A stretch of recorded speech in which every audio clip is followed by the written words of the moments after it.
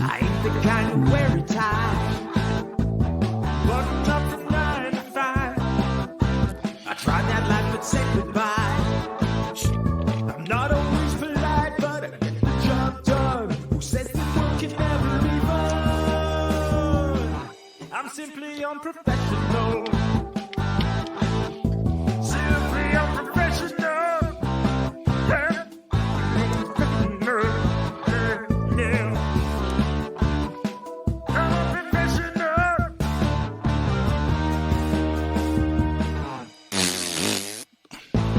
Good evening, everybody. Welcome back to another episode of Simply Unprofessional. I'm your host, Webby. Joining me tonight, we got Rob. Hey, everybody, it's Rob.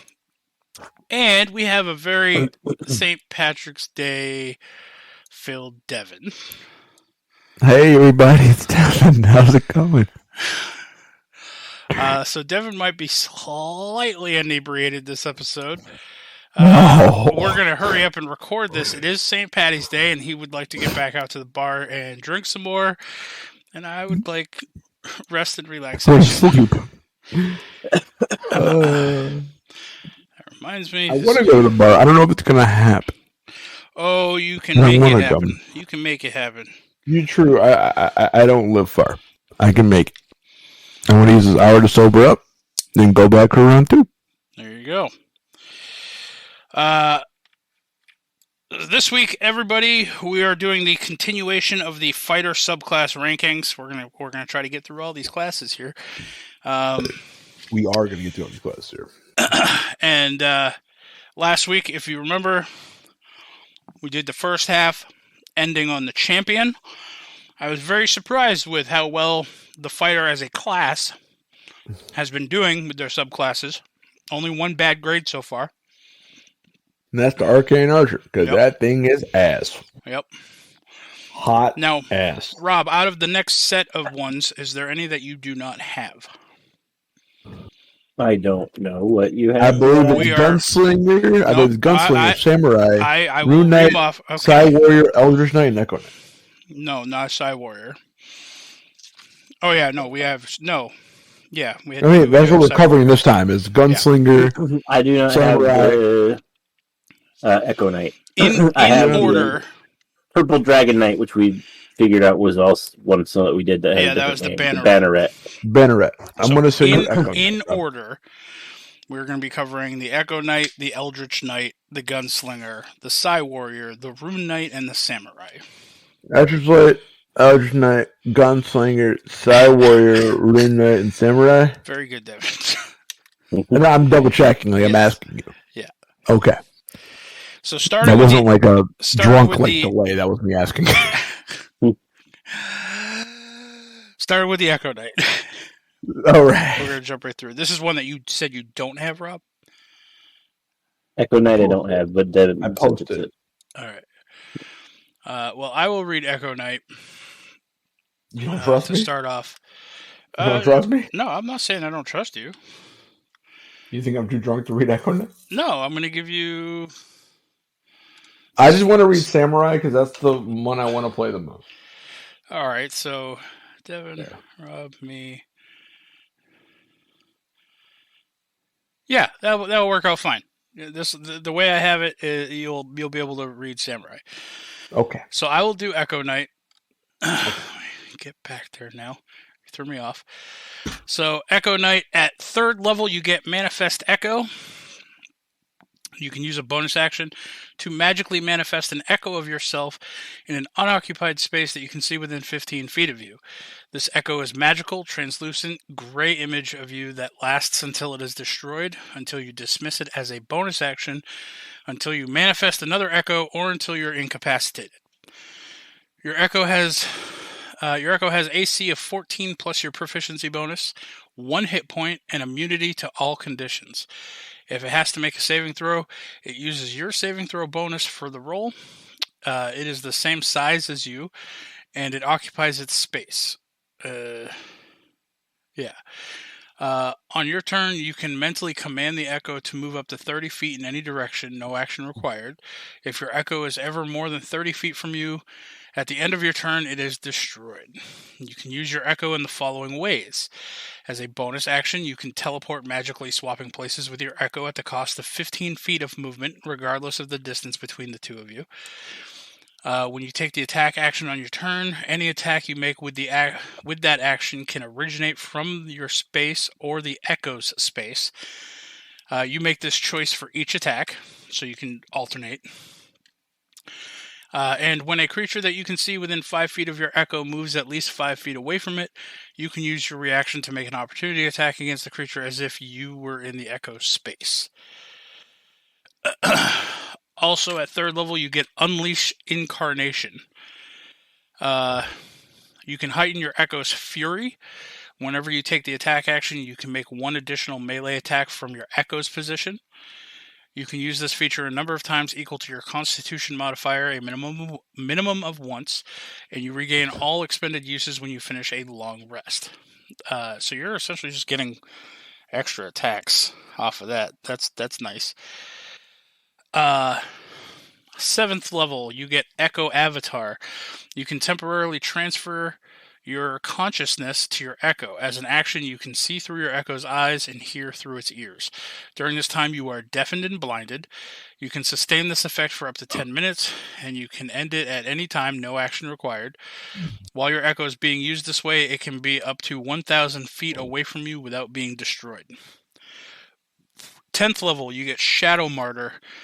You can make your Echo throw itself in front of an attack directed at another creature that you can see. Before the attack roll is made, you can use your reaction to teleport the Echo to an unoccupied space within 5 feet of the targeted creature. The attack roll that triggered the reaction is instead made against your Echo. Once you use this feature, you can't use it again until you finish a short or long rest. 15th level, you get Reclaim Potential. You've learned to absorb the fleeting magic of your Echo. When an Echo of yours is destroyed by taking damage, you can gain a number of temporary hit points equal to 2d6 plus your con modifier, provided that you don't already have temporary hit points. You can use this feature a number of times equal to your Constitution modifier, minimum of once. You regain all expended uses when you finish a long rest. And lastly, at 18th level, you get Legion of One. You can use a bonus action to create 2 Echoes with your Manifest Echo feature, and these Echoes can coexist. If you try to create a 3rd Echo, the previous 2 Echoes are destroyed. Anything you can do from one Echo's position can be done from the others instead. In addition, when you roll initiative and have no uses of your Unleash Incarnation feature left, you regain 1 use of that feature. Again, harkening back to the level 20 Bard Capstone. I think, honestly, this is a pretty solid subclass too. It does remind me a lot of your Reflectionist. I was just gonna say, if it had, instead of having 1 hit point, if it shared health with you, it would basically be a Reflectionist that couldn't cast magic. Yeah. But at the same time, you get that fucking and like fighters get an absurd amount of extra attacks anyway. But every time you take an attack action, you can have your Echo attack up to your con modifier number of times. That's a lot of attacks. And then you could have 2. So could you imagine 3 riders running around? I don't want to. I think that's pretty good. Yeah, I mean, diving right into this, how many times can you cast an Echo? I don't know. Bonus action. There isn't a number of times? There is no limit as far as I know. Tilly? So You're grounded. Echo's magical translucent gray image of you that lasts till it's destroyed until you dismiss it as a bonus action until it manifests another Echo until you're incapacitated. So I don't see a thing that limits as many turns. So technically, there is no limit. All right. Well, let's dive right into this. Devin, what are you gonna rank the Echo Knight? An A. An A. All right. Rob, what about you? I'll say an A+. A+. I'm also going to give it an A. So that will average out to be just a regular A, right? Yep. Which That is what Rob predicted without knowing anything about this class. Well, Rob- first he did not predict that, and then when I told him it's very similar to the Reflectionist, he gave it an A. No, he gave it an A right off the bat. No, I feel like he gave it a D or close to that off the bat, and then I told him like it's pretty similar to the Reflectionist. He's like, well, in that case. Well, I mean, I didn't scribble anything out as far as his guesses go. So it must have changed real quick before I had a chance to write it down then. It could be. I feel like I don't actually remember. I think I didn't have the Echo Knight on my list, and then somebody said that. And then you hadn't read it. You were just going off thinking, like, I'm pretty sure it's similar to the Reflectionist, and you're like, oh, well, in that case. Yeah, you essentially had guessed ABBA, ABA for the next three.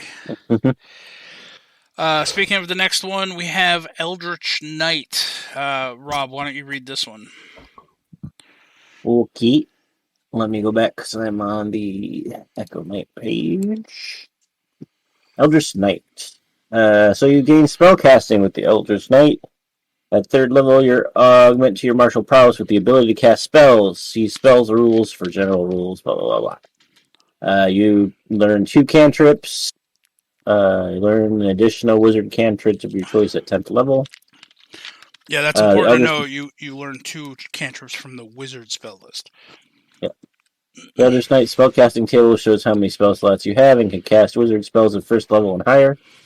Cast one of these spells, you must expend a slot of spell level or higher, and you gain all expended spell slots when you finish a long rest. Yeah, this whole section is literally just telling you about spellcasting. Yeah, how spellcasting works. But yeah, so I think you only get up to... Oh yeah, you get a single 4th level slot higher at 20th level with this.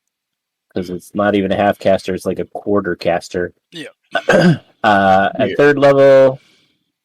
weapon bond. At 3rd level, you learn a ritual that creates a magical bond between yourself and one weapon. You perform the ritual over the course of 1 hour, which can be done during a short rest. The weapon must be within your reach throughout the ritual, at the conclusion of which you touch the weapon and forge a bond. Once you have bonded with a weapon to yourself, you can't be disarmed of that weapon unless you are incapacitated. If it is on the same plane of existence, you could summon that weapon as a bonus action on your turn, causing it to teleport instantly to your hand. Excuse me. You can have up to 2 bonded weapons, but can summon only one at a time with your bonus action. If you attempt to bond with a 3rd weapon, you must break the bond with one of the other 2. 7th level, you get War Magic. Beginning at 7th level, when you use your action to cast a cantrip, you can make 1 weapon attack as a bonus action. At 10th level, you get Eldritch Strike. At 10th level, you learn how to make your weapon strikes undercut a creature's resistance to your spells. When you hit a creature with a weapon attack, that creature has disadvantage on the next saving throw it makes against a spell you cast before the end of your next turn. At 15th level, you get Arcane Charge. At 15th level, you gain the ability to teleport up to 30 feet into an unoccupied space you can see when you use your action surge. You can teleport before or after the additional action. And then Improved War Magic at 18. Starting at level 18, when you use your action to cast a spell, you can make 1 weapon attack as a bonus action. Okay, so that's like the War Magic. Just instead of needing to cast a cantrip, you can actually just make a weapon attack as a bonus action off of casting a regular spell. Yep. All right. I do like the idea and the fact that they did give you, so this is a spellcastery fighter class, and if you used, say, a cantrip like Firebolt or whatever, or like a touch, we'll say a touch-based cantrip, then you still get to make a weapon attack as your bonus action. And then with your subsequent extra attacks, you'd still be able to just make normal-ass attacks, right? Because the fighters get like 4 extra attacks. I mean... No. Wait, could you? I mean, I'm guessing you could. I guess it depends on how extra attack is worded. Yeah, it just says extra attack. You can attack. Oh. It says when you take the attack action. So you can't cast a spell and it says you can take a weapon attack as a bonus action. So it's still just 1 attack. Well, no, because I mean, a cantrip, if you're casting like a touch-based attack cantrip, that's still an attack. I mean, it's a spell attack, but it's still but that's not the attack action. That's casting a spell. So you're saying that fighters can cast 4 cantrips every turn? No, I guess not. So you would want to base your war magic thing being off of your final. No, that wouldn't work either.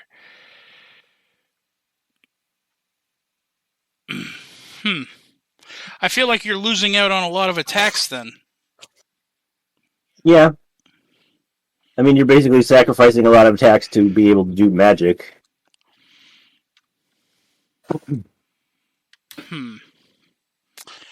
I feel like they could have done this one slightly better.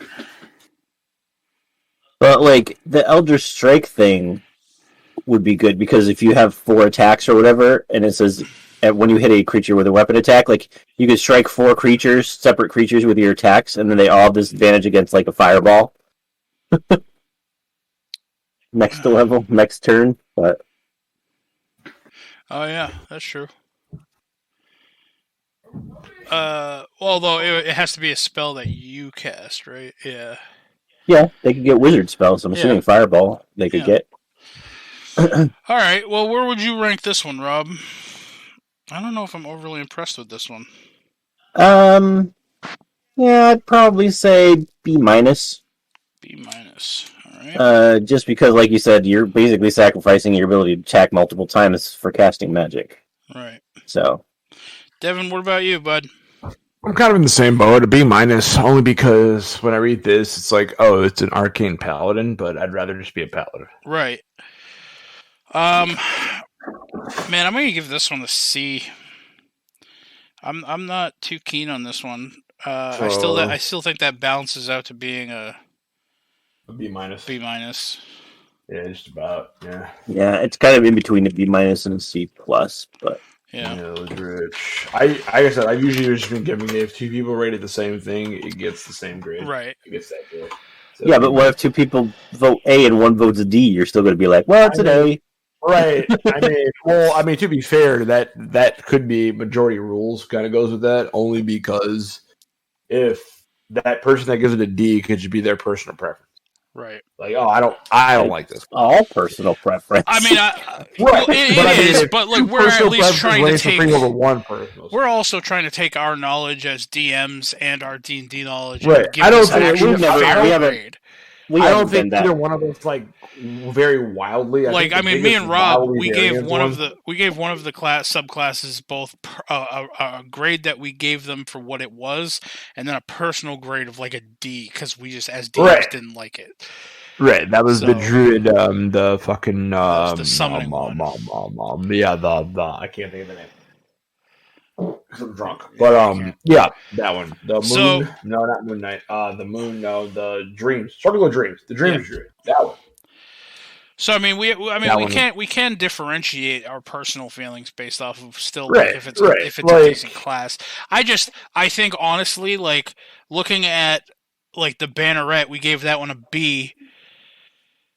I felt like this was a little bit less than that. Even I feel like the Banneret would offer. The Banneret served a purpose. The Elder Knight felt very much, especially because it's one of the first classes to come out. It actually is like one of the first subclasses to come out. I just feel bad because here's spellcasting, but if you choose to cast a spell, you can't attack. It feels like a worst paladin. Where the paladin gets a bunch of smites and everything like that, make it like you don't really care about casting. Your casting is mainly just for like restoration and stuff like that. You're mainly burning your slots for smites, like they have a purpose. Eldritch Knight doesn't really feel like it has a purpose because you're giving up your attacks to cast spells, but then your spells aren't really the greatest spells in the world. You want to cast them all the time. You can cast up to 4th level spells, and that's at 19th and 20th level, I think. Right, and it's not the greatest pool to cast from, so it's not really worth it. It's not a bad class. It's a fun class to play, but thematically, I think it's really cool. but I don't know if it's like really like that interesting. Now, I'm not going to lie. I do feel like people who play this would end up taking a feat later on to allow themselves to get Eldritch Blast as a cantrip. I feel like this is one of those classes where it's like, okay, this is kind of a necessity because I need a good damaging cantrip. Yeah, the thing is with Eldritch Blast, what makes it so good is that it hits multiple times, so you have multiple chances. Right. Where like people say, "Oh, Firebolt's the same thing." Theoretically, yeah, Firebolt damage-wise is the same thing. Only downside to Firebolt is it's all or nothing. If I Eldritch Blast somebody and I get 4 bolts to attack them with, I theoretically get 4 chances to hit them, even if just like for 1d10. Right. Whereas, and then if you have illusionist bracers, it's doubling that. Right. And then like it's all or nothing. It's like, yeah, that's cool, but like all or nothing is like kind of shitty because it's like, yeah, I can, with illusionist bracers, yeah, I could hit for 8d10, but I also could just whiff and do absolutely nothing. Right. Except that was stupid. Yeah. All right, Devin, do you have the Gunslinger pulled up? I have it pulled up. Why don't you read us the Gunslinger? It's a long read, but I got you, buddy. All right, the Gunslinger. Boom. When you pick this archetype at 3rd level, you gain proficiency with firearms, allowing you to add your proficiency bonus to attacks made with firearms.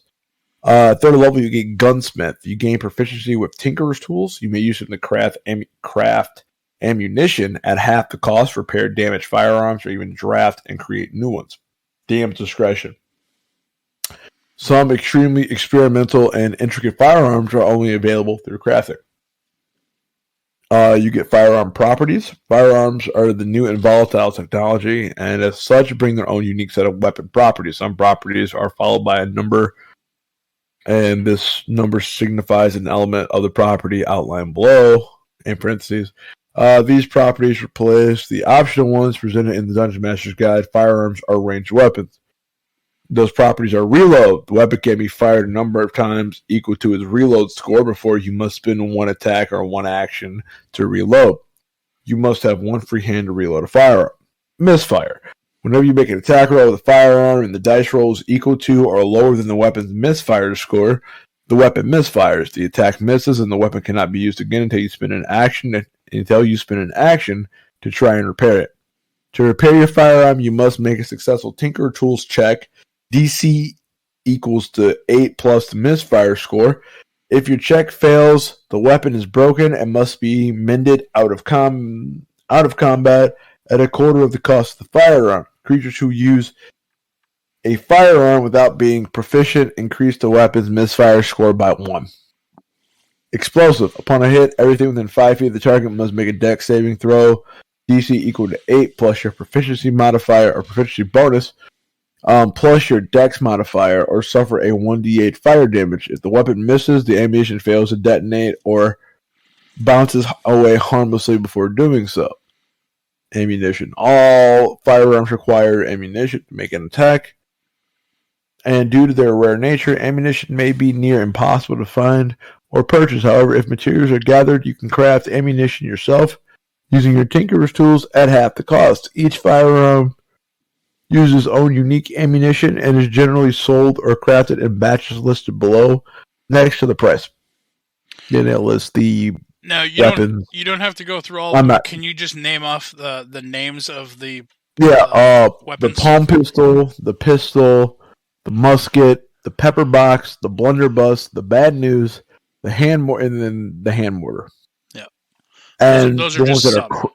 And the ones you can buy are up to the blunderbuss. So the palm pistol, musket, pepper box, and blunderbuss can be purchased. They have a cost. The bad news and the hand mortar must be crafted. Yeah. And the ammunition on those on average cost about 10 gold. Just so you know. All right. Adapt marks. When you choose this archetype at 3rd level, you learn to perform powerful trick shots to disable or damage your opponent using your firearms.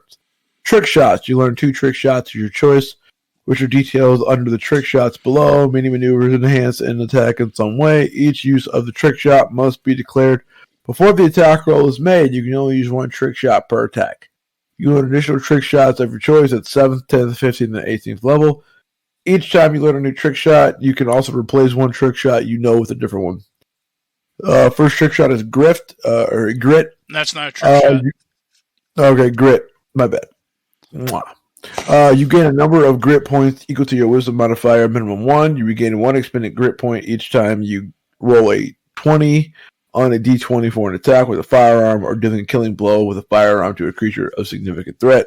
DM's discretion. You regain all expended grit points after a short or long rest. Saving throws. Some of your trick shots require your target to make a saving throw to resist the trick shot effects. Saving throw DC is calculated as follows. Trick shot save DC is 8 plus your proficiency plus your dex mod. Quick draw. When you reach 7th level, you add your proficiency bonus to your initiative. You can also steal a firearm and then draw another firearm as a single object interaction on your turn. Rapid repair. Upon reaching 10th level, you learn how to quickly attempt to fix a jammed gun. You can spend a grit point to attempt to repair a misfire, but not broken firearm as a bonus action. Lightning reload. Starting at 15th level, you can reload any firearm as a bonus action. Vicious intent. At 18th level, your firearm attack score. At 18th level, your firearm attacks score a critical hit on a roll of 19 to 20. You can also regain a grit point on a roll of 19 to 20. Or on a 20, a 19 or a 20. A D20 attack roll. Yeah. No, I'm freaking. Your grit point can roll a roll of 19 or 20 on a D20 attack roll. But I don't know why they added that in there. Like, it could have just stopped at 19 or 20. But whatever. Upon reaching 18th level, whenever you score a critical hit on an attack with the firearm, the target additionally suffers half of the damage from the attack at the end of its next turn. Trick shots. These trick shots are presented in alphabetical order. Yay. You get Bullying Shot. You can use the powerful blast and thundering sound of your firearm and shake the resolve of a creature. You can expend 1 grit point while making a charisma intimidation check to gain advantage on the roll. Cool. Dazing Shot. When you make a firearm attack against a creature, you can expend 1 grit point to attempt to dizzy your opponent on a hit. The creature suffers normal damage and must make a con saving throw or suffer disadvantage on attacks until the end of their next turn. Deadeye Shot. When you make a firearm attack against a creature, you can expend 1 grit point to gain advantage on the attack roll. Disarming Shot. When you make a firearm attack against a creature, you can expend 1 grit point to attempt to shoot the object out of their hand. On a hit, the creature suffers normal damage and must succeed on a strength saving throw or drop 1 held item of your choice and have that object be pushed 10 feet away from you.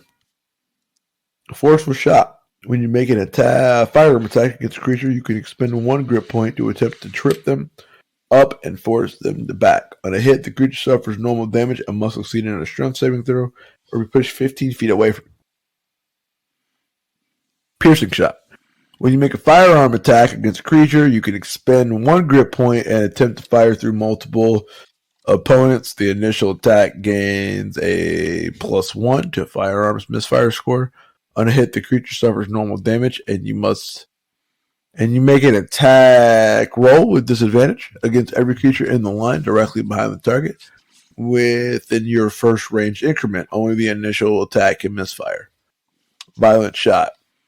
When you make a firearm attack against a creature, you can expend 1 or more grit points to endure the volatility of the attack. For each grit point expended, the attack gains a +2 to firearms misfire score. If the attack hits, you can roll 1 additional weapon damage die per grit point spent when determining the damage. And Winging Shot. When you make a firearm attack against a creature, you can expend 1 grit point to attempt to topple a moving target. On a hit, the creature suffers normal damage and must make a strength saving throw or be knocked prone. Alright. Those are all the trick shots. Alright. Thoughts? For me personally, I like it. I feel like it's just a re-flavored Battlemaster, but I also feel like technically with 1 feat of just like transitioning a lot of the like standard fighter stuff, like the armor and stuff, over to a Battlemaster, you can do a lot of the same things. These are basically just re-flavored Battlemaster feats. Right, but see, I kind of feel like this was somebody's attempt, because this was created by Matt Mercer of Critical Role. I feel like this was maybe an attempt to fix the Arcane Archer, even though I think this came out before the Arcane Archer. But it's just it's everything that I want the Arcane Archer to have and to be. Right. The issue is a lot of people say firearm attacks, and the issue is that doesn't qualify for the Arcane Archer.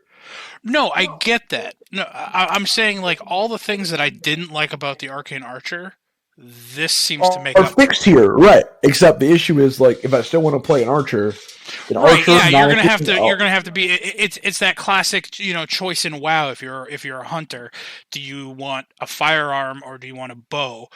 And like your character might want other a options. bow. So I'm not looking at it as fixing the Arcane Archer because the Arcane Archer should exist and it's still shitty. I get that. I'm just saying this is better than the Arcane Archer to me. Yeah, because obviously. When we did Arcane Archer, we talked about how we should have treated it more like the Battle Master. Right, I agree. Except the issue is that everything, all of these say, in my opinion, they all say firearm. No, making it where you can't technically use unless you're using firearms. I get that. There is a heavy restriction on this, but with a subclass there's also technically nothing limiting the Battlemaster from using a firearm and using its abilities for that, because the Battlemaster just has a weapon. So I don't really see a need for this. Well, outside of being able to craft and just like flavor it. Well, 100%. First, to be able to craft, and second, you can actually sustain better as a gunslinger, technically, for your maneuver's sake, than a Battlemaster could. A Battlemaster has a finite number of superiority die per rest. This, you're expending grit, which runs off of your wisdom modifier, so you have a maximum of 5 grit to use during combat. But anytime you kill an enemy worth note or get a D20 roll, you get a grit back, so you can actually sustain in longer fights doing more maneuvers. I understand that. But this is why this is homebrew and not completely official, because the Battlemaster is balanced in the sense of that. Could you imagine a Battlemaster if every time you dropped an enemy, you got back a superiority dice? No, I know. It would be insane. That would be insane. You are exactly. Right. So I mean, but that's a Battlemaster, the reason why. A Battlemaster also can utilize any and all weapons, whereas a gunslinger very much is restricted to just firearms. Right, but then also too, if you look at the firearms that the gunslinger has available to it, they're stronger than most melee weapons anyway. Like the bad news, if you craft it, is a 2d12. Right, as a ranged attack. But yeah, 100%. 2d12. Or if you're just pulling out the pepper box, it's a 1d10, or the musket is a 1d12. The pistol is a 1d10. Right. So I mean, it's stronger than most. I'm not trying to say. I'm saying I'm saying as a homebrewed class, I would give this class almost as good as the Battlemaster. In my opinion, I would give this class an A as a homebrewed class. Right. The issue is I feel like this class as a homebrewed class is just a improvement on the Battlemaster, but not in a way. It's just looking at the Battlemaster saying I think you're thinking about it wrong. I don't think it's an improvement on the Battlemaster. I think hold on. Let me they finish both what I'm have saying. their benefits. Let me finish what I'm saying. I'm saying it's a homebrew class. The Gunslinger, in my opinion, took the Battlemaster. Okay, I'm using this as a base. Now, what can I marginally limit on the Battlemaster to then, in turn, give it perks?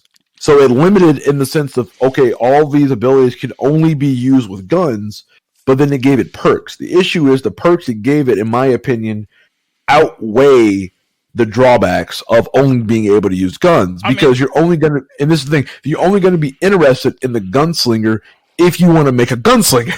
Right. There's nothing drawing me to the guns. Right. So I mean, it in my opinion, is a niche on that, thing that really, it's very niche. But I mean, I feel like it's niche overpowered. I feel like it's niche overpowered in that sense. See, I don't think so. It's kind of like this, right? It's kind of like this, right? Look at for instance, the prime example is the Brute, right? The Brute was only on melee, on melee weapons, right? So if I was I want to make a Battlemaster, I want to make a champion, but I really want to focus on just doing damage with the what would be really powerful for a melee only character. So then I limit all its abilities to melee only, and I give it a couple of really powerful abilities. Like in the Gunslinger's case, it's the grit. Are you also factoring in firearms, like the guns themselves, just being more powerful? Because there's nothing that says a Battlemaster can't use a firearm. I don't know. I get that. But like you just said, there's no reason, if you're going to use a gun as a Battlemaster, there's no reason not to take Gunslinger because of the way grit works. Because grit is effectively better than the Battlemaster's I understand superiority does. Everything you're saying. But where I think we got lost is I'm not trying to compare the Gunslinger to the Battlemaster. All I was saying was... No, I know you're not trying to say that. I'm saying it's basically a reskin, but that's my issue. I'm saying basically the Gunslinger is a reskin of the Battlemaster. However, it's limiting...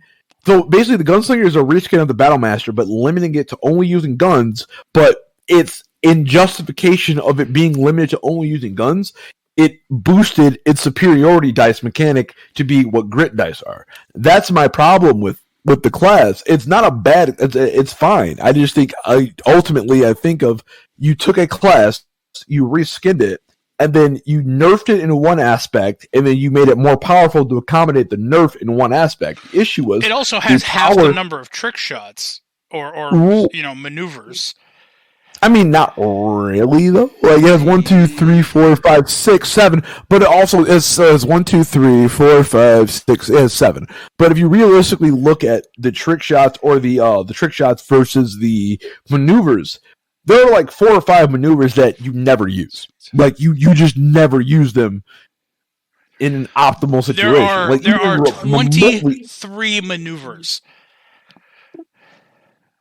There are not 23. There are 20. I just counted. There are 23 maneuvers, and that's not including any extra maneuvers that they have, possibly have added on in like newer source material. More.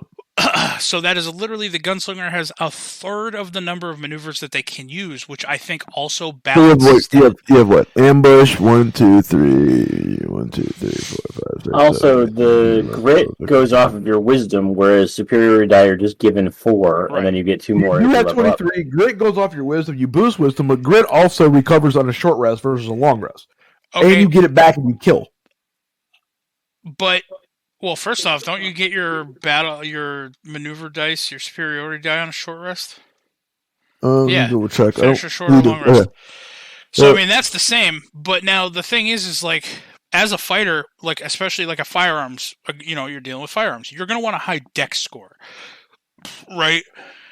So you might not have extra points. Hold on, but you're also perception is queued off wisdom. Range stuff ideally is queued off wisdom. If you're playing like this is not vampire though. I hear you what I'm saying, but no, I'm saying if you're playing off of if you're playing the character of a like sharpshooter, you're gonna want a high perception score. Perception is going to be one of your abilities. Let me ask you this as a DM. Going to be your next dump. Let me ask you this as a DM. Okay. How many percentage-wise, 1 to 100, I'm asking both of you, how many players do you think would side with I'd rather do extra damage and hit more over RP reasons? Well, also, too, you're also not considering it. Perception is the most important stat in the game. The most important skill in the game. I 100% agree, and I get I'm that. Saying, I'm just saying, like, if you look at it, like, on paper in general, even if the most, like, basic bullshit fucking, like, player, like, if you're looking at a player who doesn't care about, like, stats at all, right? And you look and you read through them like all of the stuff. If they can listen to one D&D game and be like, oh, well, these players every player roll perception at least 13 times in this one game, but you had this one guy roll animal handling or this one guy roll whatever history one time in 8 sessions. So I'm probably not going to go dump my skill points in history. Like, even if they are, like, not trying to, like, air quotes, meta the situation, you're still going to try to have a decent perception score. Yeah, I 100% agree. That is not a perception. Is not a dumb skill. But I'm saying, by proxy, But by proxy, yes, the way you're to going get to that want a is to get higher a wisdom score. But I'm telling you right now, my 95% of the players that I think I would DM for would say, yeah, okay, but I want to hit and do damage too. So they would max out their deck score first, and then start dumping into that's wisdom. fine. But like the fighter also, you have to go. The fighter also gets the most ability score increase out of all the classes. Oh, I Meaning get that. they can think they're going to max those two out by far. Where did we even? How long have we been arguing about this? I mean, look. Point is, I don't know why we're arguing about it. I just feel this is how I feel about it. The Battle Master's the A+. I'm giving this, in my opinion, I'm giving it an A- because I feel like it's a reskin and it's just it's a niche reskin that I think overcompensates from what it takes from the Battle Master. That's my opinion on it. I mean, I think it's a good class. It's a damn good class, but I really feel like for me personally, I'm giving it an A- because I feel like it's a reskin. It's not very imaginative, and I love Matt Mercer. I feel like it's not very imaginative. It is a reskin of the Battle Master, and at the end of the day, it just takes away. It tries to justify some of the improvements based on what it took away from the Battle Master, but what it took away versus the improvements do not even out, in my opinion. Okay, so A-. A-. All right, Rob. Personal score like a C+, but playing it A-. What you got, Rob? I was also going to say A-. All right. Thoughts on this? Me and Devin did a lot of the talking. No, I'm good. Everything's been covered. Even drunk Devin can argue. Actually, no, I'm sobering up. I'm good. All it takes is one argument, and I'm sober. I'm good. I mean, yeah, I'm going to give this an A-, so it'll be A- across the board, because I gave Battlemaster an A+, and even though, I mean, you are right, it is a reskinned, but I do disagree that it's more powerful. My biggest thing, which is why personally I give it a C+, because nothing in Battlemaster, like, if you created guns for a fighter, if you created guns as a weapon class, and gave them a weapon class, and made them martial weapons, fighters have proficiency in those guns. The only thing, there's nothing stopping a Battle Master from picking up a gun and using its abilities with the gun, because there's only a couple of maneuvers that specifically, like, say, ranged or melee weapon. Most of them are already usable. Like 90% of the maneuvers are usable with the gun anyway. So there's really no difference in picking up a gun as a Battle Master versus picking up the gun as a Gunslinger. The only difference is this is specifically designed to like buff that one attribute, which is fine, but I feel like what they took away to buff that one attribute isn't really a trade-off that much. And it's in turn the trade-off is, okay, well, you only can use guns with these abilities. You can't use both. But it's like, yeah, it's fine, but like I can use it would be different if the way the Battle Master was worded, you couldn't use guns at all. I would feel different about like the way guns were designed. I would feel different about the Gunslinger class if the way the Battle Master was worded or the way the guns were like worded, you couldn't use them with Battle Master. But the fact that you can, meaning Gunslinger is kind of useless because if you compare the Gunslinger trick shots to the Battle Master maneuvers, they're the same. They're the exact same thing, just renamed, meaning there's nothing stopping me from just using the Gunslinger or just using the Battle Master. And the funny thing is the Battle Master maneuvers, even though you don't get as many of them, the damage you roll on them actually what the dice you roll on your superiority dice applies to the damage, meaning you theoretically can do more damage than the other way around. So it's almost a pointless class. It's good, but it's almost a pointless class. And it's just there for namesake, flair, and to try to pump up one specific aspect of a class that's not, you don't really need to pump up, in my opinion. But that's my opinion. All right. Yeah, I mean, I see that, but they're like, you're only comparing the trick shots. Like, there's other things that make the guns more valuable. Like, if you took these as a Battle Master, you can't reload as a bonus action. You can't repair a broken gun as a bonus action. Well, I mean, theoretically, you could. It's giving you the feat of the fucking crossbow feat. That's what it's giving you. and it's treating it. Except the only difference is it's like handguns versus hand crossbow versus guns. So it's basically just a combination of reskins that are put together in a class, which is fine, totally fine. But I could effectively build. For instance, like if I built, hear me out. If I had a hand cross, like a magical hand crossbow that would scale in damage to be unsimilar to the handgun, I could theoretically build the exact same class that does the exact same thing without it being a whole class playing the Battle Master. That's kind of my point. It doesn't really it adds stuff to it, but nothing really that, in my opinion, justifies a whole ass class.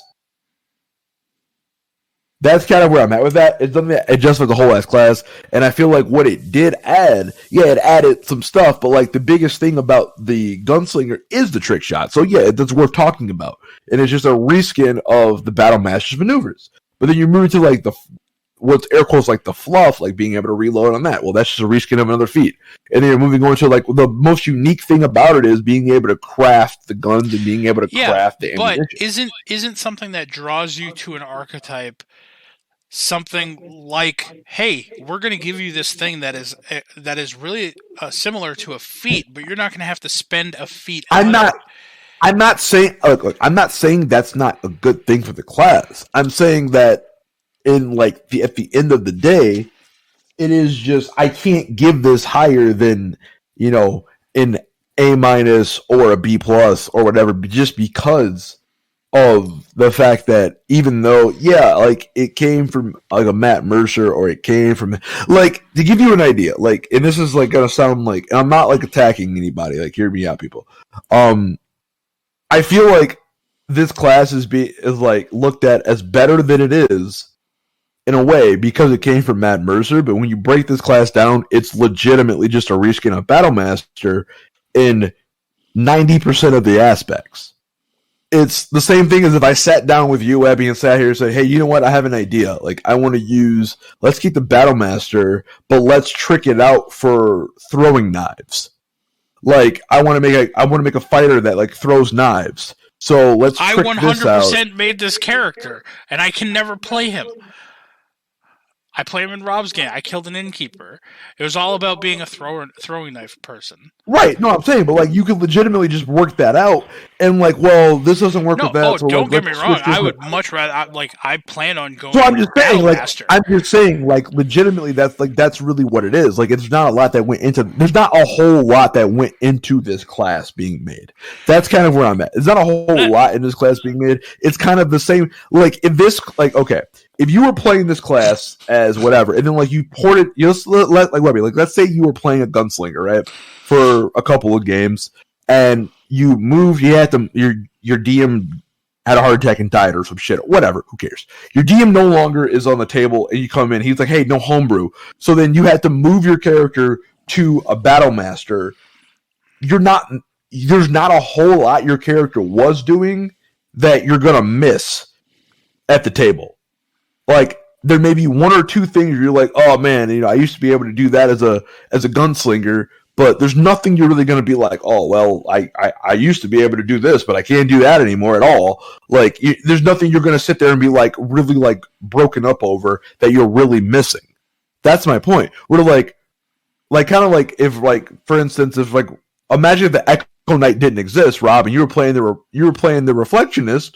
And then all of a sudden, your DM's like, "Hey, we're not." Your new DM comes in and goes, "Hey, we're not using any homebrew content," and you had to port your Reflectionist over to a different class. There's nothing on the table remotely close to what your Reflectionist was. So you're sitting there like, I don't really know. Like, I'm just gonna roll up a new character because there's nothing on paper that is remotely close to what I'm playing. That's my point. The Gunslinger, the Battle Master. If you couldn't play the Gunslinger tomorrow. If you were playing one, you could move to the Battle Master, and there's really not that much. As long as guns were around, there's not that much of a big difference. You're not missing that much. You're missing a couple of small things that are like, okay, well, I can't do this. Well, hey, DM, since you took that away from me, if I took this feat, this feat that lets you reload hand crossbows, could I theoretically apply that to revolvers or whatever? Yeah, that's fine. Okay, cool. Like, you're not missing anything. There's nothing there that's like you're like salivating for. You're missing. It's just basically a 1-to-1, almost damn near. Or like if you want to be like on paper, it's like a 1 to a 0.85. You know, you're not what you're missing. You're not missing any substance. There's nothing there. You're like, oh my god, like I really can't play this class anymore. Like if I was gonna play the brute, like even though Webby Webby said no, I'm not allowing the brute, right? If I was gonna play the brute back in the day, never kill the fucking thing. I understand you, but if I was gonna play the brute with the way it was written, and then you were like, hey, we're transferring it, we're moving whatever, and you were like, all right, well, move it over. The closest thing I could play is the samurai, and that's not even really that close. And even then, it's like a 1 to like 0.38. Like it's not even the same in the same ballpark. It's totally different. I so get that's what I'm saying. Like 100% what you're saying. You know, it's Battlemaster Light. Yeah, it is. Which is why we all gave Battlemaster A pluses, and we all gave this one A minuses. Exactly. I'm just saying my personal score for this class is a C plus. That's all I'm saying. I'll write that down for you. My personal score is a C plus, and that's my rant on the Gunslinger. It's not a bad class. It's just nothing about it excites me. All right, man. Rob, why don't you read this next one? We haven't heard from you in a little while. You haven't heard from anybody in a little while. I mean, me and you have been arguing back and forth. I'm very passionate about. Yeah, we know, and the alcohol brings passion out. I'm not even drunk anymore. I'm damn near completely sober at this point. I'm just very passionate about the Gunslinger. All right, Rob, why don't you bring us into the Psy Warrior? Okay, Psionic Power, 3rd level. You harbor a wellspring of psionic energy within yourself. This energy is represented by your psionic energy dice, which are each a d6. You have a number of these dice equal to your proficiency bonus, and they fuel various psionic powers that you have, which are detailed below. Some of the powers expend the psionic energy die they use, as specified in the power's description, and you can't use a power if it requires you to use the die when your die are all expended. You regain all expended psionic energy dice when you finish a long rest. In addition, as a bonus action, you can regain 1 expended psionic energy die, but you can't do so again until you finish a short or long rest. When you reach certain levels in this class, the size of your psionic energy die increases. At 5th level, it's a D8. At 11th level, a D10. At 17th level, a D12. The powers below use your psionic energy dice. Protective Field. When you or another creature you can see within 30 feet of you take damage, you can use your reaction to expend 1 psionic energy die, roll the die, and reduce the damage taken by the number rolled plus your intelligence modifier, minimum of reduction of 1. As you create a momentary shield of telekinetic force. Psionic Strike. You can propel your weapons with psionic force. Once on each of your turns immediately after you hit a target within 30 feet of you with an attack, you can deal damage to it with a weapon. You can expend 1 psionic energy die, rolling it and dealing force damage to the target equal to the number rolled plus your intelligence modifier. Telekinetic Movement. You can move an object or a creature with your mind. As an action, you target 1 loose object that is large or smaller, or 1 willing creature other than yourself. If you can see the target and it is within 30 feet of you, you can move it up to 30 feet to an unoccupied space you can see.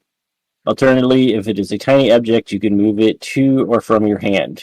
Either way, you can move the target horizontally, vertically, or both. Once you take this action, you can't do so again until you finish a short or long rest, unless you expend a psionic energy die to take it again. Telekinetic Adept. At 7th level, you have mastered new ways to use your telekinetic abilities detailed below. Psi-Powered Leap. As a bonus action, you can propel your body with your mind. You can gain a flying speed equal to twice your walking speed till the end of the current turn. Once you take this bonus action, you can't do so again until you finish a short or long rest, unless you expend a psionic energy die to take it again. Telekinetic Thrust. When you deal damage to a target with your Psionic Strike, you can force the target to make a strength saving throw against a DC equal to 8 plus your proficiency bonus plus your intelligence modifier. If the save fails, you can knock the target prone and move it up to 10 feet in any direction horizontally. Guarded Mind, level 10. The psionic energy flows through you, has bolstered your mind. You have resistance to psychic damage. Moreover, if you start your turn charmed or frightened, you can expend a psionic energy die to end every effect on yourself, subjecting you to those conditions. Bulwark of Force, 15th level. You can shield yourself and others with telekinetic force.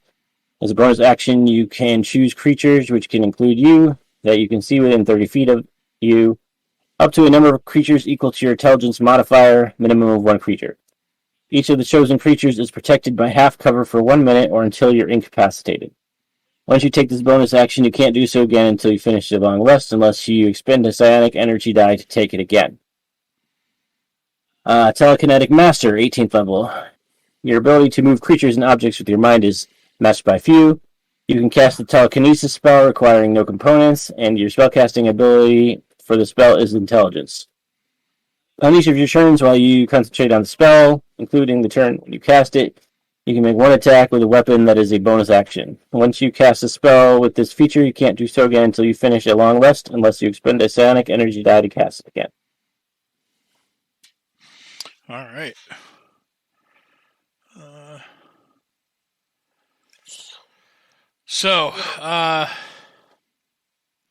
I don't know. I mean, if we're talking about rolling die and weird maneuvers you could do with die, it seems like another reskinned Battlemaster, I guess. May I also get like weird monk vibes from this, but I mean, it's something to take into account, I guess. I don't know. I mean, I know the original Psionic Warrior from back in the day. This ain't no Psionic Warrior in my book. Yeah, Honestly, I agree. personally, I feel like this is like a sad attempt at making a Psionic Warrior. I'm not impressed. I was never impressed by this class. I would give it like a B-. I was never impressed by this class. All right. Rob, what do you think? I'll say B.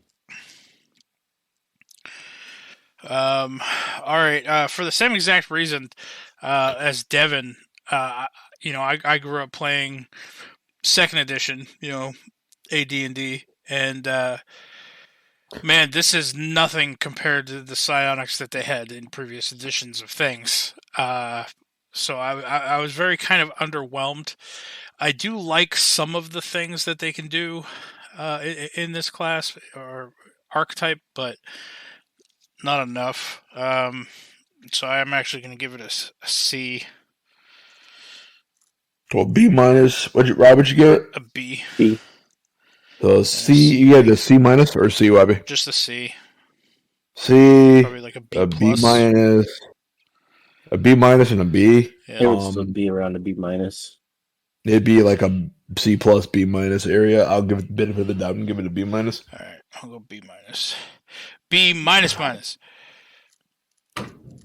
Basically, like a B-, is basically where it's at. B-. All right. The Rune Knight is next. I will read this one so that way, Devin, you can finish us off with the Samurai. Yep. The one I'm looking forward to.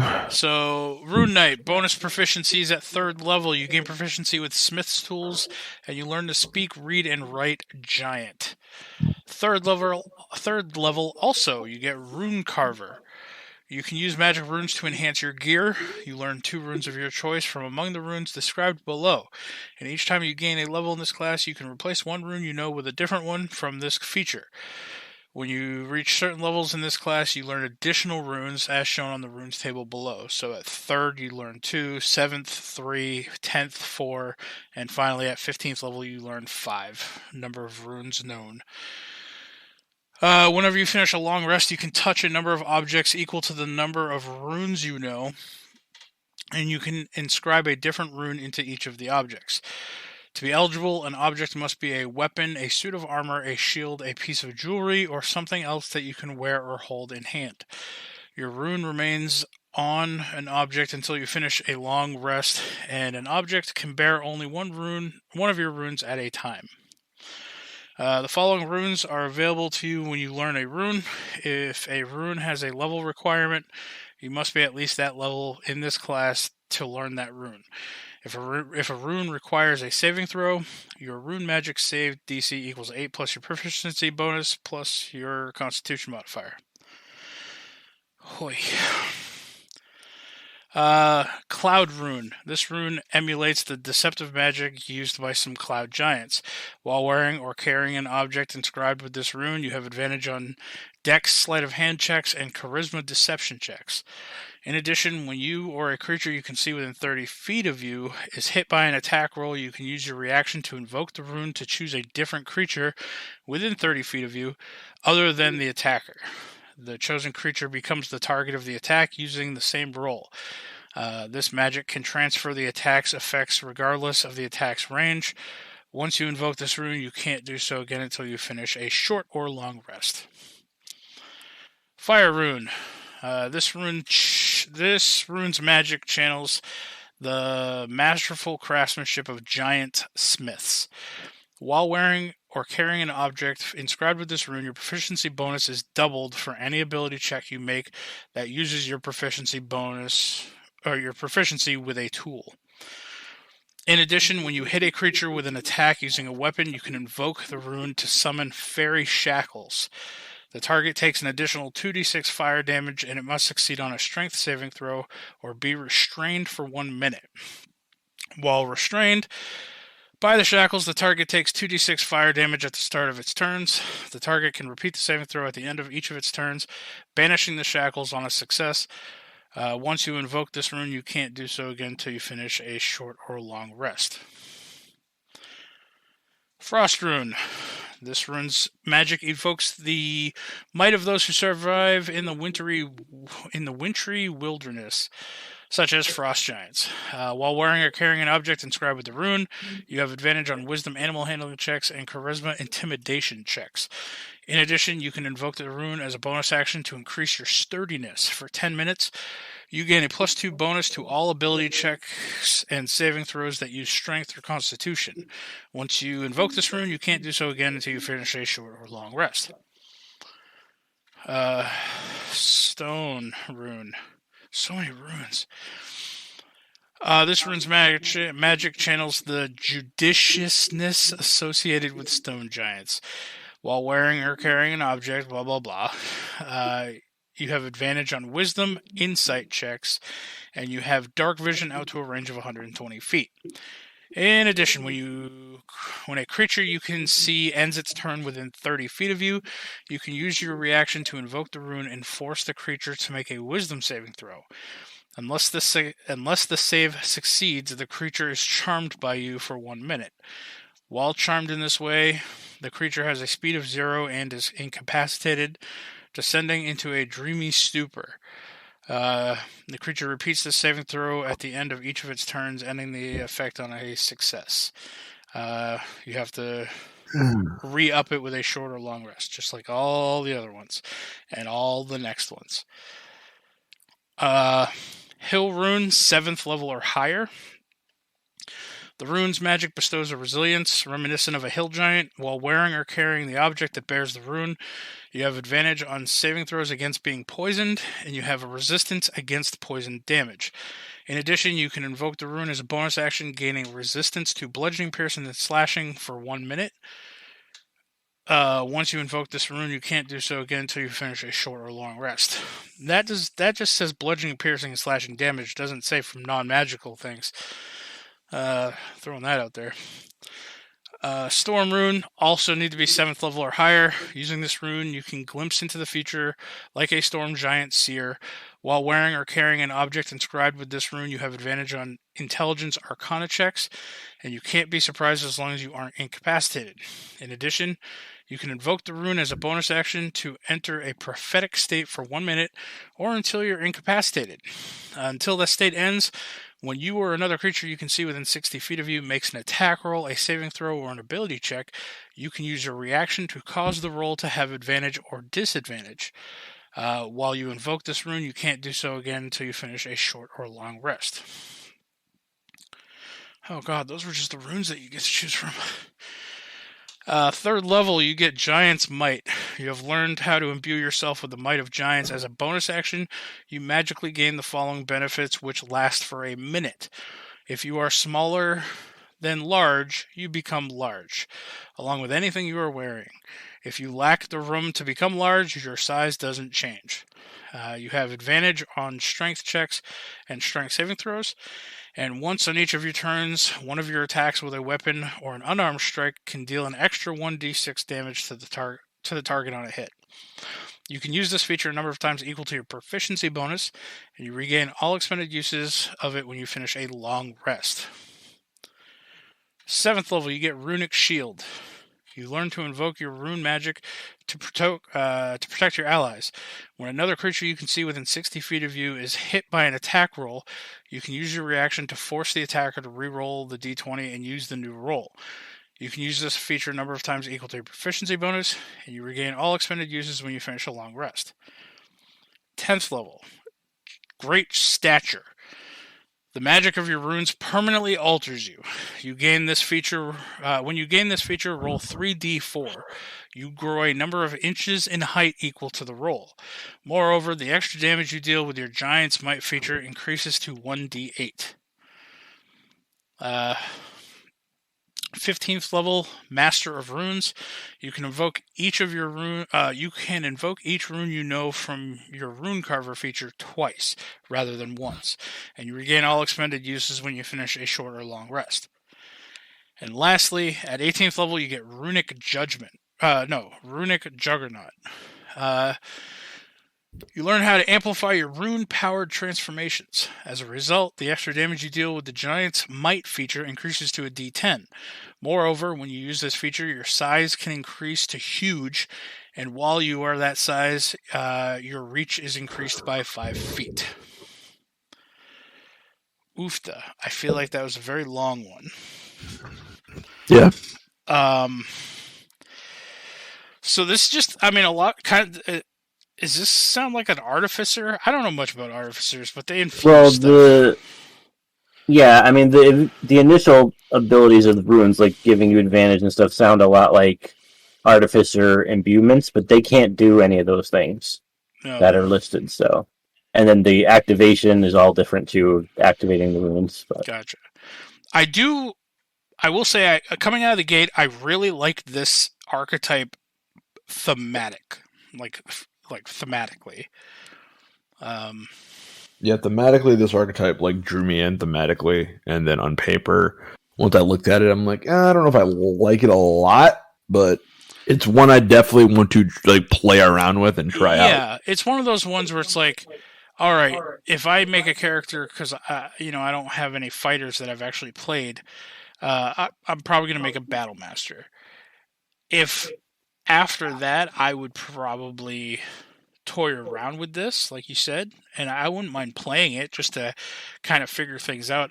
I love the fact that I've done the Battle Master. It's fun. So, I've done the Battle Master. It's fun, but for me, my next one on the fighter list, I want to try playing as a Samurai because I have a build in mind for that. Yep. So that's what we're doing next. And then after the Samurai, it's the Rune Knight.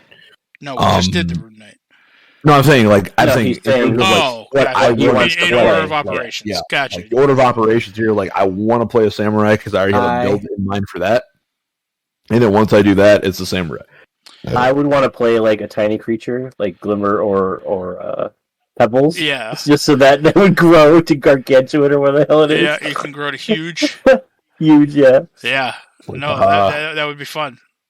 You should totally play a halfling with a Napoleon complex. Right. And then just your whole life's aspiration is just to grow to huge. Like I said, thematically, I really thematically I really this class is great. This. I really enjoy this class. I feel like this class is built for your backstory, and it has a I feel like this class is kind of built for Goliath or something similar. Right. Yeah. But it's actually really nice. It's a really cool class. I think some of the runes are really, really good. I don't think they're particularly I don't think any of them are particularly game breakingly awesome. The fire one is kind of like a heat metal spell. Yeah, it's really good. It's really good, but I don't think any of the runes are particularly game breaking. I don't think they're game breaking in any way. They're all pretty good. I can't really complain about them. So me personally, I give this a solid for role play and just for utility. I'm gonna give it an A-. A-. All right. Rob, what about you? I was going to give it an A, because it seems like a fun one to play. Not necessarily for like its battle abilities, but I'm going to give it an A because, again, thematically, I really enjoy. I think it would be really fun to play, and especially for somebody like you, Rob, you get really, really in depth and stuff with like your backstories, and like the story of the whole thing. And like I could just picture, you playing with that, and it's just like you have like this really deep, enriched lore with like all giants. yeah. But so yeah, I gave it an A. So that overall made it an A. Yep. Oh man, with Rob's predictions, we were real close on Psy Warrior. He predicted a C. It got a B minus. On Rune Knight, you predicted a B. It ended up getting an A. And then on Samurai, which we're going to do next, you predicted it would get an A. So let's see what we come up with on Samurai. Give me like 2 seconds. So I want to make sure Yep, that's the one. And once you're done reading it, maybe you can give us a little glimpse of like your thoughts on like your build for a Samurai and like what you. Oh, for sure, 100%. I'm down for that. That's why I was double checking the feat I needed. That's All right, Samurai. You get bonus proficiency when you choose the archetype at 3rd level. You gain proficiency in one of the following skills of your choice: history, insight, performance, or persuasion. Alternatively, you can learn one language of your choice. 3rd level, you also get fighting spirit. Starting at 3rd level, your intensity in battle can shield you and help you strike true. As a bonus action on your turn, you can give yourself advantage on all weapon attack rolls until the end of your current turn. When you do so, you gain 5 temporary hit points. The number of hit points increase when you reach certain levels in this class, increasing to 10 at 10th level and 15 at 15th level. You can use this feature 3 times. You regain all expended use when you finish a long rest. Elegant Courtier, starting at 7th level. Your discipline and attention to detail allow you to excel in social situations. Whenever you make a charisma persuasion check, you gain a bonus to the check equal to your whiz mod. Your self-control also causes you to gain proficiency in wisdom saving throws. If you already have this proficiency, you instead gain proficiency in intelligence or charisma saving throws at your choice. Tireless Spirit. Starting at 10th level, when you roll initiative and have no uses of fighting spirit remaining, you regain 1 use. Rapid Strike, starting Holy at 15th shit, level. Your 10th level abilities, the Bard's 20th capstone. Exactly. Starting at 15th level, you learn to trade accuracy for swift strikes. If you take the attack action on your turn and have advantage on the attack roll against one of the targets, you can forego the advantage for that roll to make an additional weapon attack against that target as part of the same attack action. You can do so no more than once per turn. Strength before death. Starting at 18th level, your fighting spirit can delay the grasp of death. If you take damage that reduces you to 0 hit points, you can use your reaction to delay falling unconscious, and you can immediately take an extra turn. While you have 0 hit points during that extra turn, taking damage causes death saving throw failures as normal, and 3 death saving throw failures can still kill you. When the extra turn ends, you fall unconscious if you still have 0 hit points. Once you use this feature, you can't use it again until you finish a long rest. Okay, hold up. I have a question. I have an answer. Because of the way this is worded. So say you're a fighter. This is 18th level ability, that's fine. Let's say that you're a 20th level fighter. Sure, now I want to get through this. Mm-hmm. You get 5 attacks total. Yep. In addition to a bonus offhand attack, whatever the fuck, any other type of damage that you're already. Or you use your bonus action to give you advantage on all those. So just assume 5 attacks. Okay. Okay. Or so 4 to 5 attacks. So you have 5 attacks. Mm-hmm. Then you can action surge. Yep. And then you can take 5 more attacks. Mm-hmm. And then if you get immediately knocked unconscious, you can reaction to drop to stay conscious and then take 5 more attacks. And then take a turn, and then you can theoretically use the fighter's ability of what's their ability that lets them heal themselves? Second wind. Second wind. Yeah. You can theoretically then second wind, and heal yourself from 0 hit points to not drop to 0 HP. Yes.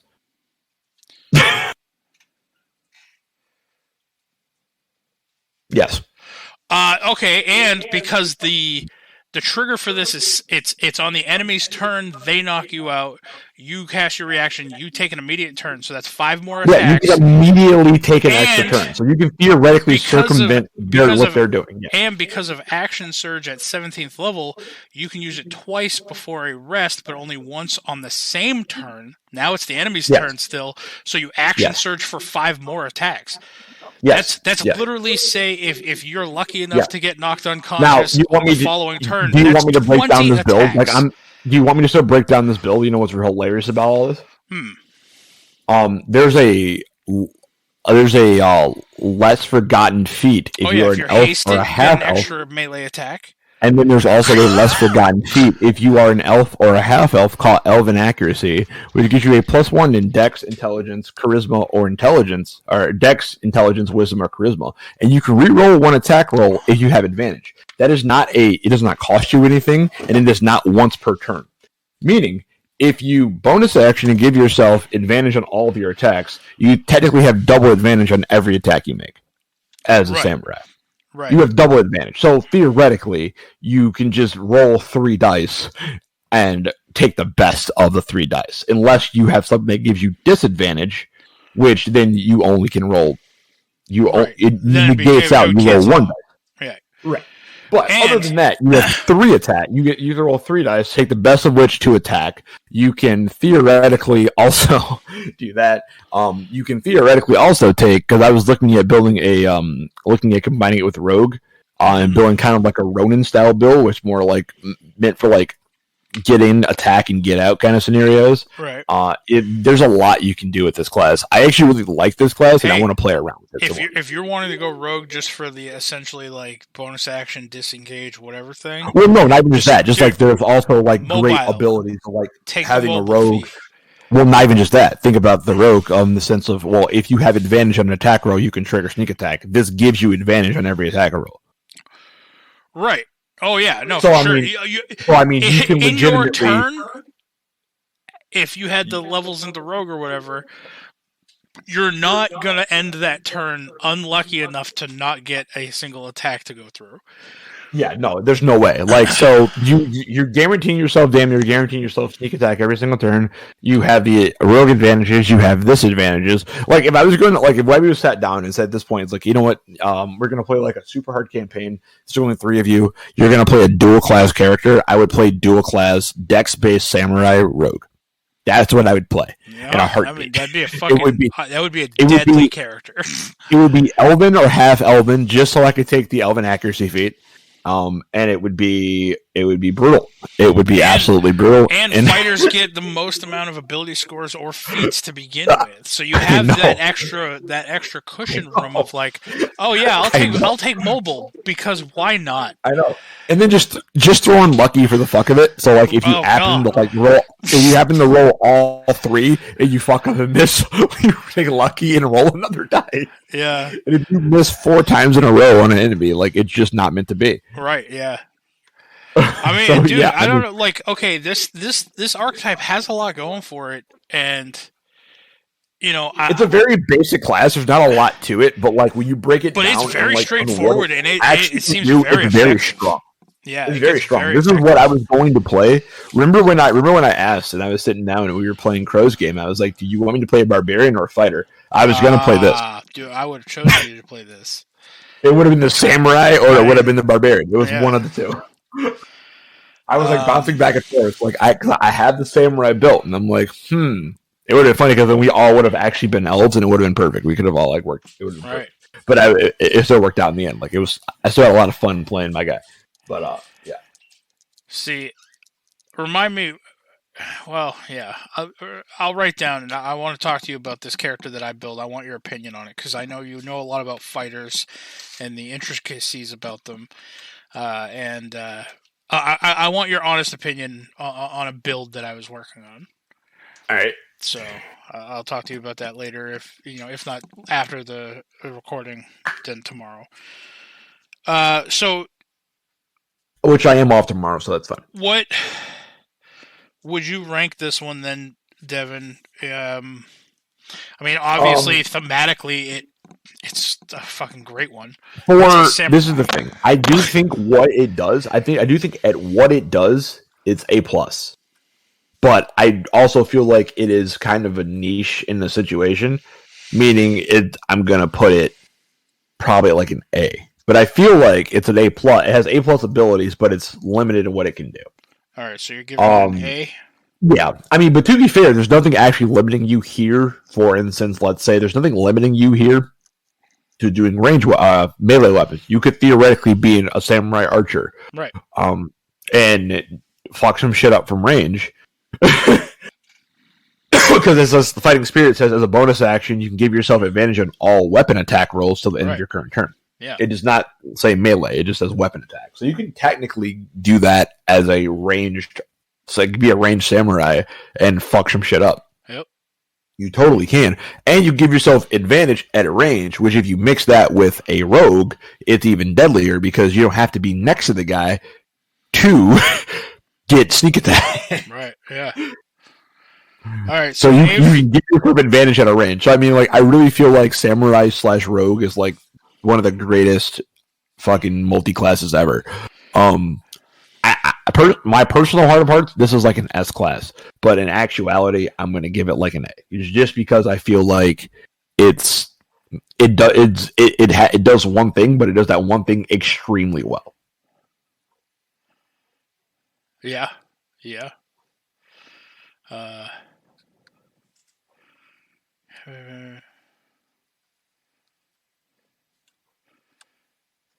Hold on. I'm just rereading something now, and I need clarification. Right. Rapid Strike. Okay. If you take the attack action on your turn and have advantage on the attack roll against one of the targets, you can forego the advantage for that roll and make an additional weapon attack on that target as part of the same for instance, like the fighter who gets, I think they get 4 or 5. I think they get 4 attacks. No, hold on. You can forego one of the advantages and then get a 5th attack. Okay. So you can forego on one of the attacks. You can attack 3 times. Forego on the 4th attack. Forego the advantage. Just roll the 1 dice. But it's funny especially with how we play.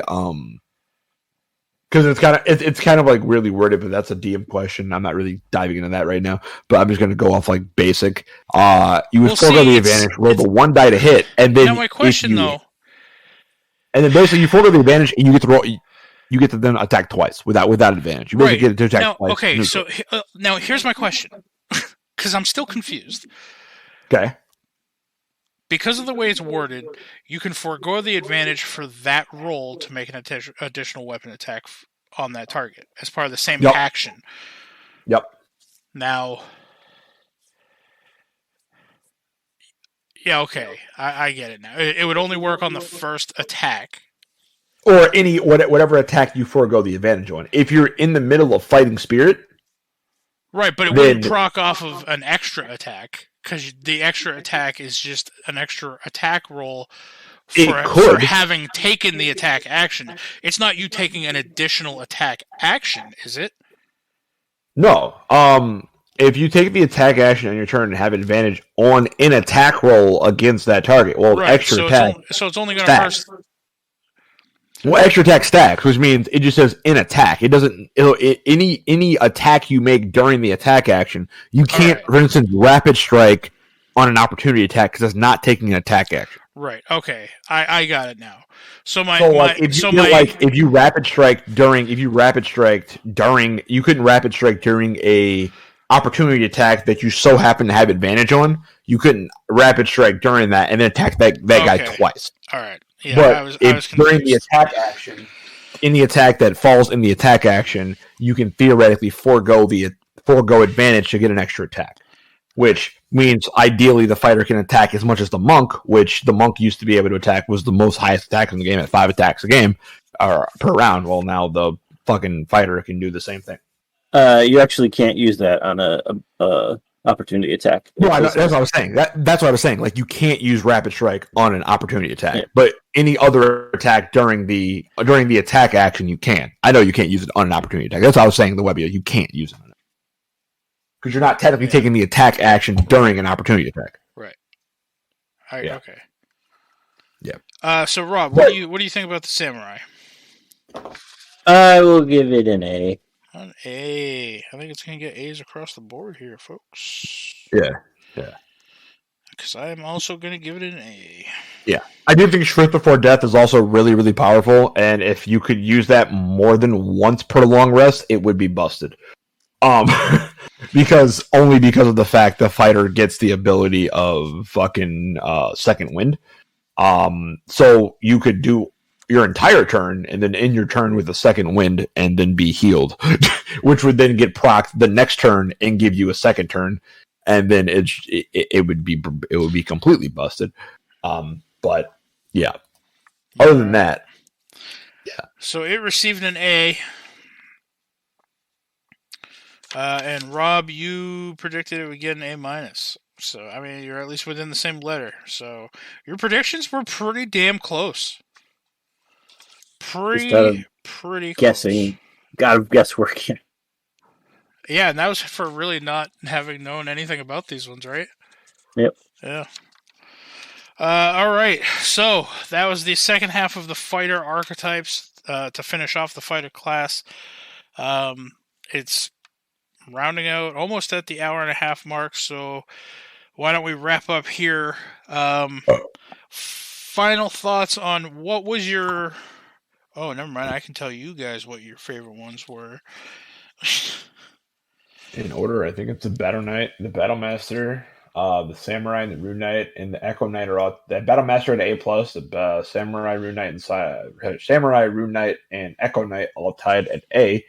Then you have the Cavalier, the Champion, the Gunslinger at an A-, the Eldritch Knight and the Psy Warrior, the Banneret at a B, the Eldritch Knight and the Psy Warrior at B-, and the Arcane Archer sitting at a D, which should probably be an F, but we were trying to be nice. Because you still got all the vanilla fighter stuff. You're still a fighter. You're that's just what kept that archetype alive. Shittier fighter. You're still a fighter. You're just an actively shittier fighter. That's right. God, they you know what, Rob? Me and you, we're gonna sit down. We have a few rings we need to make, and we're gonna make an Arcane Archer archetype. It's funny because when you look at the old Arcane Archer, they're not that bad. I know. Like when you look at the ones that were like from 2017 and 2016, they're not that bad. Oh, this is kind of unrelated, but you did bring up about the Bard a bunch about their capstone. Yeah. Because remember, I was like, well, I mean, it's not just the one thing. You also get a 7th level spell slot, but if you multi-class into a different type of spellcaster as a Bard, you still get that 7th level spell slot anyway. So it is just the fucking one use of your bardic inspiration if you go with another caster. Yep, they got the shaft, man. You basically a 1-level different warlock, like 1-level warlock, 19 bard, and you're golden. I just feel like honestly, whoever made the bard, like they actually built one, and they were like, "Holy shit, I'm a skill monkey. I'm good at literally fucking everything." Well, I guess my level 21 is just like, let's make it kind of lame because I'm already the best. It's like, yeah, that's not how that works. Anyway, all right. So with that, do we have a science corner, Rob? Quick one. Asteroid hit the Earth, and they didn't realize it until 2 hours before it struck. Yay, death. Jesus Christ. I mean, who died? Nobody. I mean, it didn't strike a land. Like, they consider hitting the atmosphere striking the Earth. Oh, I mean, that's not the same. No. You need to make impact with water or dirt. That's No, I mean, it doesn't have to hit the atmosphere and burn up. It can still be dangerous if it hits a plane or... Well, because the reason that it was dangerous was because if an asteroid falling from the sky hits a plane... I mean, it was their time. It was their time. That's impressive. That's a 1 in a million shot. Yeah. Probably actually more than that. That's like a beyond 1 in a million shot. That's a crazy shot. Yeah. If when did this happen? 360 no scopes a plane. Rob. When did this happen? When did this asteroid hit? The 11th. Holy shit, that was recent. Yep. Hey, I got something to ask you. Mm-hmm. I heard on a video that I was watching that somebody said, and they apparently looked into it, but the moon is technically a planet, but I couldn't get a definitive yes or no. When I Googled it, all I got was that it's a satellite object. Yeah, well, it's not a planet. It's like there's a specific definition for planet, which is why they've decided that Pluto is no longer a planet. But as for being like a circular object in the sky, I mean, technically, you could say it was a planet. But they're probably considering because some of the moons of Jupiter are big enough, almost as large as the Earth. So technically, they could be planets in their own rights. But because they circle on larger, even though they're bigger than the Earth, because they circle a larger planet, they're still considered moons, which are not planets technically. Okay. Now, but the thing is, our moon, they believe, was at one time a different planet that the Earth and this planet were so close together, circling the sun, that eventually they collided, and a lot of it stayed here on the Earth, which expanded the Earth's size, but what was left of it kind of broke off as the moon, and that's why the moon is so close to us and so large considering our size, because it's it's the largest moon relative to the size of the planet that it's circling in the solar system. So, all right. Remind me after the recording. I have a question that I want you to educate me on. It also involves the moon. Okay. So with that, that was Science Corner. Burp. Sorry. Devin, do we have life advice? Do you have life advice? I think you should. You've got lots of life advice recently. I do have lots of life advice recently. Don't drink on muscle relaxers. That's one. It literally says on the bottle, Devin, do not consume with alcohol. I mean, I know, but I was curious to see how much. That's more of a suggestion. I was curious to see how much. It's not a suggestion, though. I was curious to see how much you could drink on muscle relaxers before bad things happen. You want to down this with a beer? I figured. So I got 3 beers, 2 tequila shots, and 2 shots of 1800 in before I don't remember much. So there you go. That's the limit. Don't drink and take medication people. That says that's the specifically limit. Don't drink. Nope, that's the limit. It's 3 beers, 2 tequila shots, and 2 shots of Jaeger. That's exactly the limit. Somebody out there do the math, and you'll figure out what that is. But that's the limit on muscle relaxers. Because after that, apparently, I ordered a couple more shots of double shots of Jaeger that I don't remember ever ordering. But my credit card remembers that I ordered. I didn't remember ordering those. And I drank a lot. And consequences came. The consequences of my actions came full circle at some point. We won't go deeper into that. We won't dive into that one fully, but the consequences of my actions life advice with Devin. Full circle. So life advice with Devin is don't drink. Follow the advice of your medication. That's the life advice with Devin. All right. With that, everybody, thank you for listening. Rob, where can people find you on the internet? You can find me on Twitter at Confessor_X and on Twitch at twitch.tv/ConfessorX. And Devin, where can people find you at? Yeah, you guys can find me on Twitter at DMP_Puke. You can find me on Twitch at Mr. D3. And as always, you can find me on eBay making bad life decisions. You can find me on eBay making bad life decisions and shopping for car seats. Oh, Jesus. Well, okay. As always, everybody, thank you for listening. You guys can follow me on Twitter at JaxForceWalker, on Twitch at DMWebby, and on eBay at pulling Devin's ass out the fire.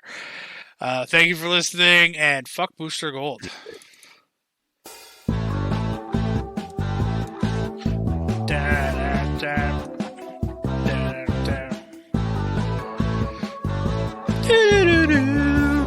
See, I don't do that one very often. I always do the low one. to throw the listeners off during the outro. Oh boy. Da da da da da da da da da da da da.